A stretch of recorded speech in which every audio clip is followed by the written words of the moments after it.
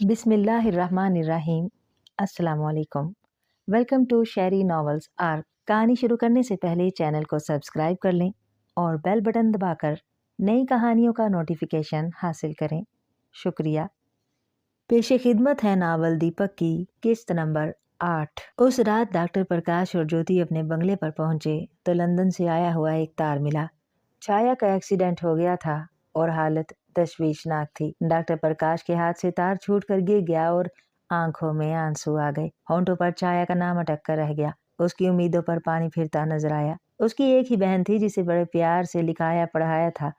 बचपन ही में माँ बाप का इंतकाल हो जाने के सबब उसी ने छाया को वालिदैन की मोहब्बत दी थी और इस काबिल कर दिया था कि वो खुद अपना मुस्तकबिल बना सकती थी। वो सर थाम कर बैठ गया। ज्योति उसके करीब आ गई कि हौसला बढ़ा सके। आप कल ही लंदन जाने वाले किसी प्लेन से सीट बुक करा लीजिए। ज्योति ने उसे तसल्ली दी। आपको मेरी कसम जरूर जाइए, घबराइए नहीं, आपकी बहन जरूर अच्छी हो जाएगी। मुझ पर एतबार कीजिए, आपने मुझ बेसहारों को जीने का सहारा दिया है।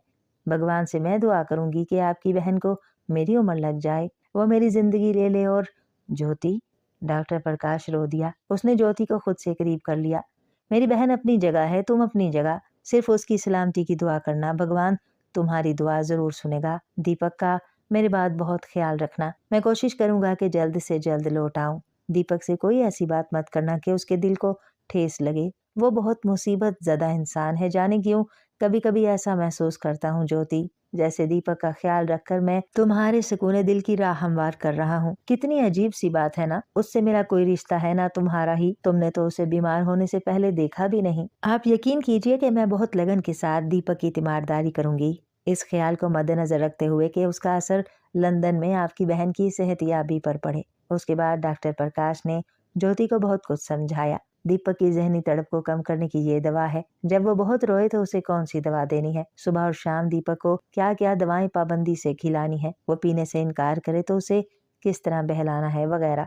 दूसरे दिन लंदन जाने वाली पहली परवाज से डॉक्टर प्रकाश ने ज्योति को अलविदा कर दिया। ज्योति देर तक फिजाओं में गुम हो जाने वाले जहाज को देखती रही और फिर अपने घर चली आई। घर की तन्हाई और सूनेपन ने उसे बहुत मुतासिर किया। उसने महसूस किया कि इतने कलील अरसे में डॉक्टर प्रकाश की बेलोस मोहब्बत के समंदर ने उसके सीने के खला को पुर कर दिया है। उसके जहन में वो कितनी आसानी और कितनी तेजी से छा गया है। चुपके से उसके दिल में आकर रोम रोम को अपना बना लिया है। डॉक्टर प्रकाश की गैर मौजूदगी को उसने शिद्दत से महसूस किया।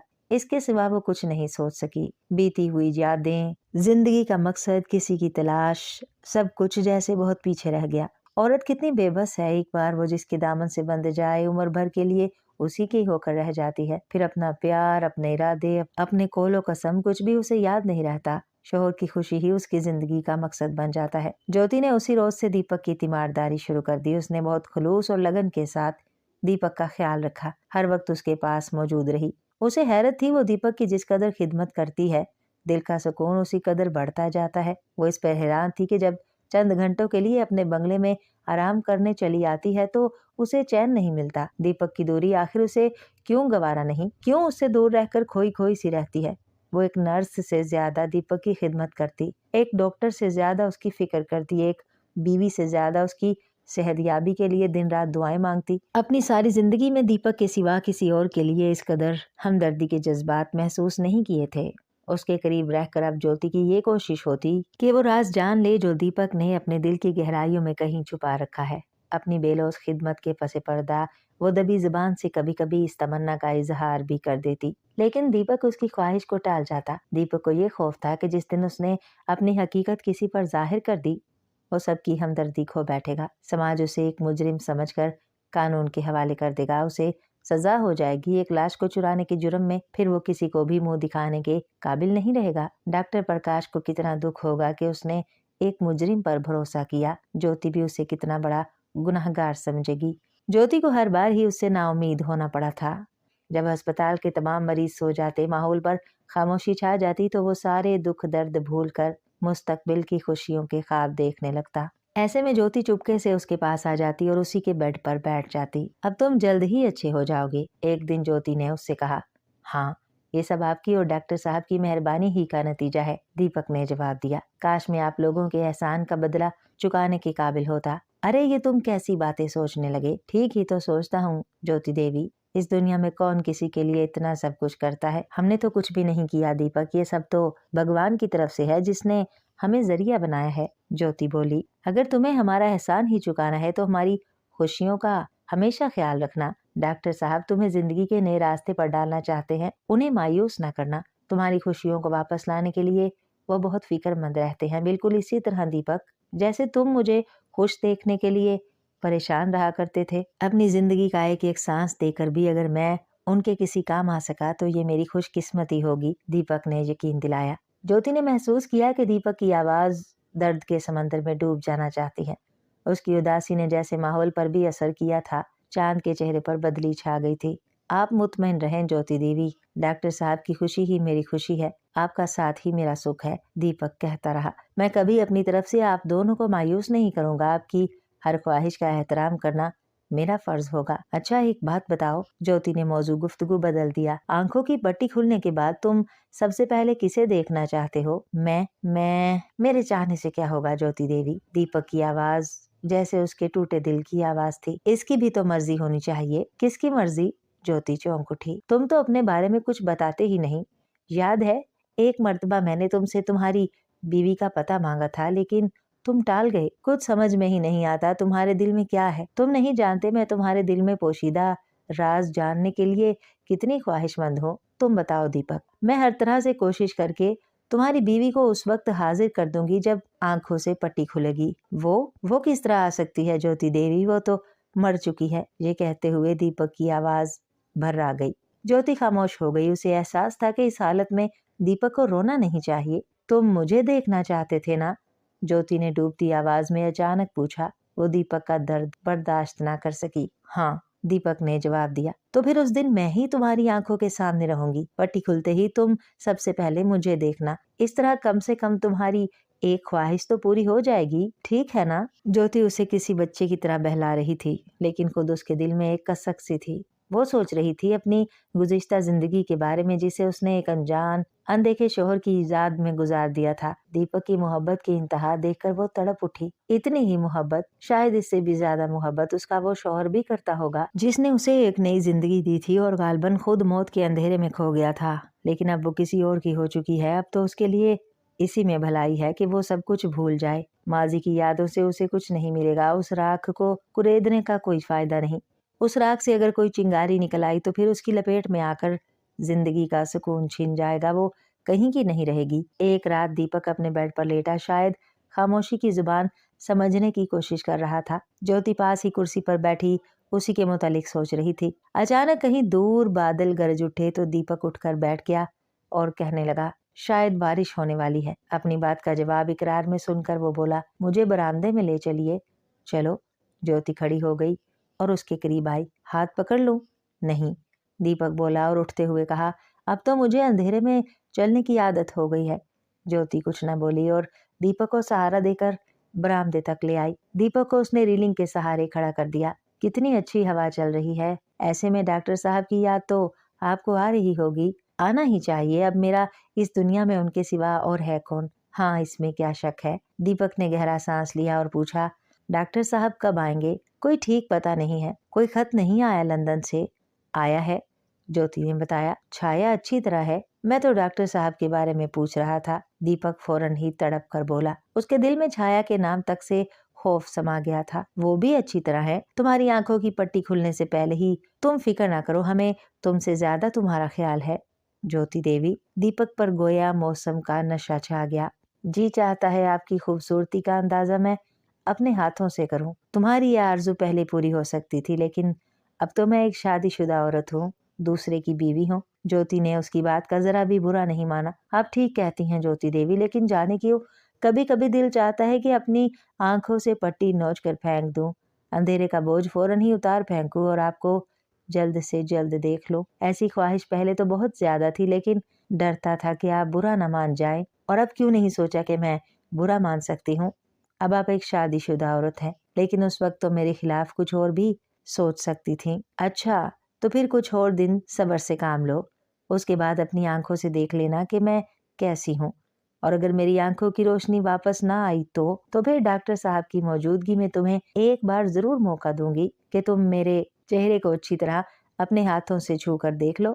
बस अचानक बिजली कूंदी, बादल गरजे और बारिश फुहार बनकर माहौल पर छा गई। दीपक को सहारा देकर ज्योति उसके कमरे में ले आई। उसने दीपक को बेड पर लटा दिया और खुद कुर्सी पर बैठ गई। बारिश का जोर बढ़ता ही जा रहा था, हवाओं का बहाव तेज तर हो गया था। ज्योति इतनी थकन से मगलूब होकर कुर्सी पर बैठे बैठे ही सो गई। डॉक्टर प्रकाश के लंदन से लौटते ही ज्योति ने सुकून का सांस लिया। उसका दिल का सोना आंगन आबाद हो गया। दीपक की फिक्र छोड़कर वो अपने शोहर की कुर्बत में खो गई। सारा दिन बातों ही में गुजर गया। सुबह से शाम हो गई। सफर का हादसा, लंदन की सैर, छाया की देखभाल, सब कुछ डॉक्टर प्रकाश ने खूब मजे ले लेकर बताया। सच कहता हूँ ज्योति, अगर तुम भी साथ होती तो लुत्फ आ जाता। क्यों, क्या मेरा तस्वुर आपके साथ नहीं था?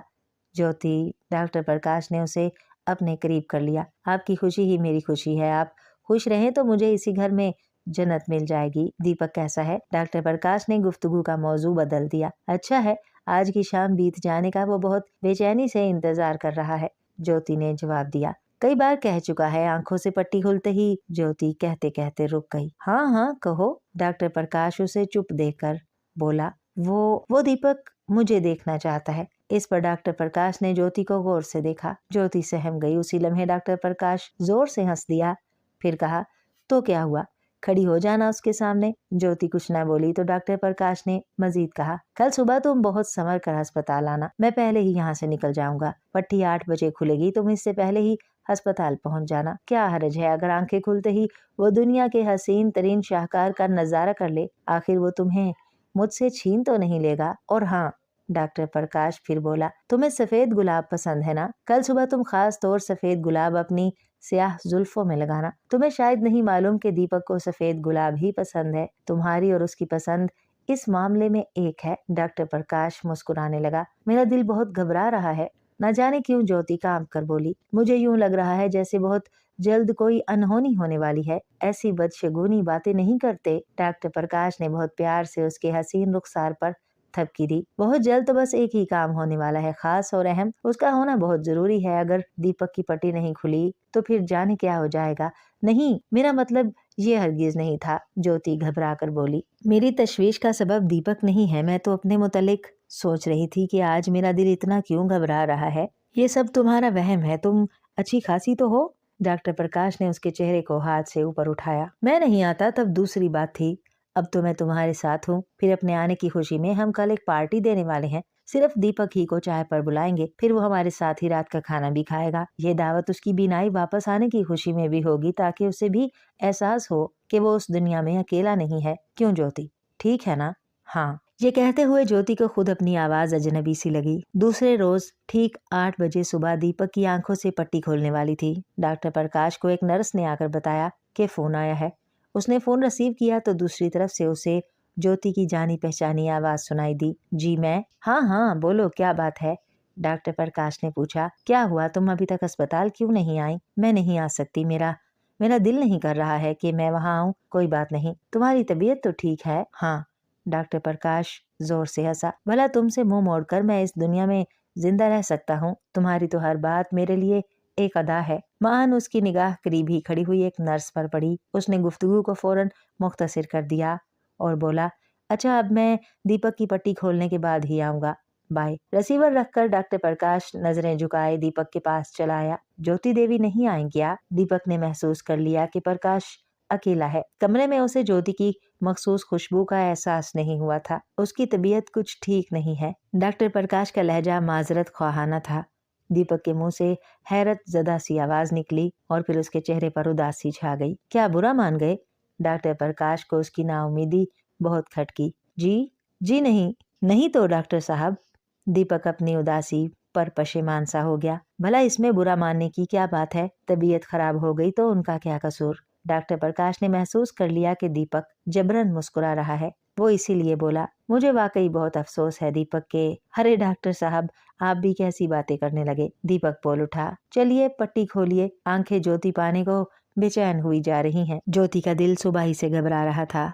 जब दीपक की पट्टी खोलने के लिए डॉक्टर प्रकाश पहले ही से अस्पताल चला गया तो उसने जल्दी जल्दी सिंगार शुरू कर दिया। फिर जैसे जैसे वक्त करीब आता गया उसके दिल की धड़कनें तेज होती गईं। जब 8 बजने लगे तो उसकी बेचैनी अरूज पर पहुंच गई। कोई अनजाना सा खौफ उसके दिल को अपनी सख्त गिरफ्त में लिए हुए था। घर से निकलते निकलते वो पसीने में शराबूर हो गई। वो घर से निकलकर लॉन तक आते आते ठिठक गई। पैर कांपने लगे, गोया वो किसी गलत सम्त में कदम उठा रही हो। घबरा कर वो लौट आई। फिर उसने डॉक्टर प्रकाश को फोन कर दिया कि अस्पताल नहीं आ सकती। अब वो बेचैनी से अपने बंगले के लॉन में टहल रही थी। ऐसी बेचैनी, ऐसी तड़प उसने पहले कभी महसूस नहीं की थी। वो सोचने लगी आखिर इसका सबब क्या हो सकता है। आसमान पर आज सुबह ही से बादल छाए हुए थे। हवाओं की रफ्तार भी कुछ तेज थी।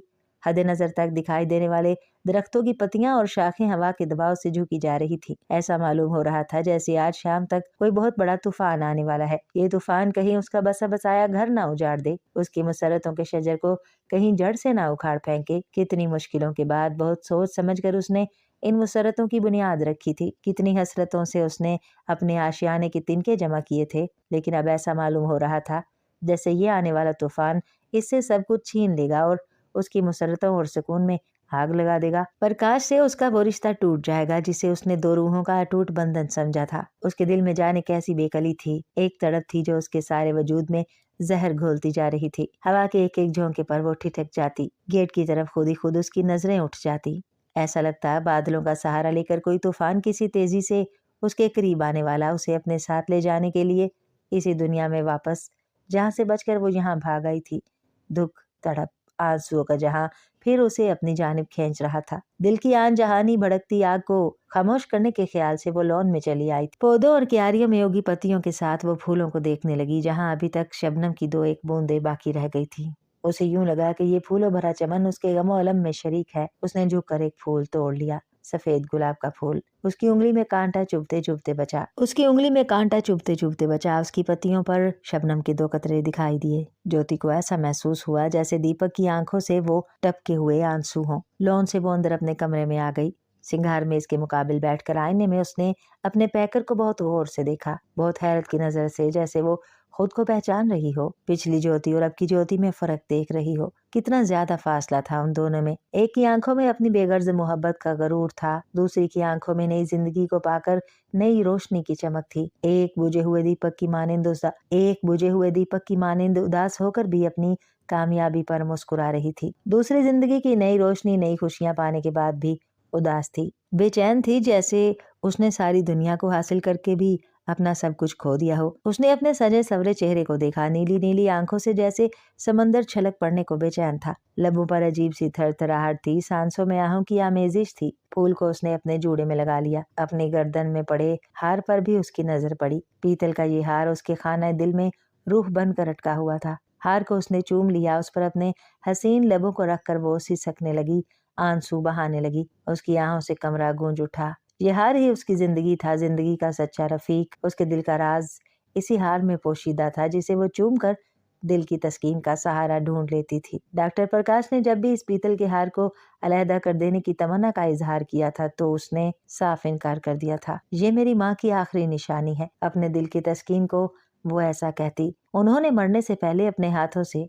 ये हार मुझे पहनाया था। अगर आप मुझे खुश देखना चाहते हैं तो इस हार को मेरे मरने तक मुझसे जुदा न कीजिएगा। आप नहीं जानते, पीतल के इस हार में मेरी रूह कैद है। ये मेरे जिस्म का एक हिस्सा है। आपको मेरी कसम, इसे हकीर समझकर नफरत से ना देखिएगा। इस हार के बगैर मैं एक पल भी जिंदा नहीं रह सकती। डॉक्टर प्रकाश ऐसी बातें सुनकर खामोश हो जाता। वो ज्योति को रंजीदा नहीं करना चाहता था। ज्योति को उदास देखते ही वो तड़प उठता। उसकी आंखों में आंसू देखकर डॉक्टर प्रकाश का दिल भर आता था। ज्योति के दिल का सुकून उसके लिए हकीकी राहत थी। उसे दुख होता कि घर में इतने सारे हीरे मोती के हार होने के बावजूद ज्योति अपने गले की सजावट के लिए उस पीतल के हार ही को काफी समझती थी और उस पर मुतमईन थी। डॉक्टर प्रकाश का दिल रखने के लिए अगरचे ज्योति ने कई बार सोने, हीरे और मोतियों के हार भी पहने थे, ताहम पीतल के हार को गले से जुदा नहीं किया था। हीरे और मोतियों के हारों की मौजूदगी में पीतल का ये हार अपनी भी हकीकत खो बैठा था। मान टेलीफोन की घंटी बजी तो वो चौंक उठी और खुद पर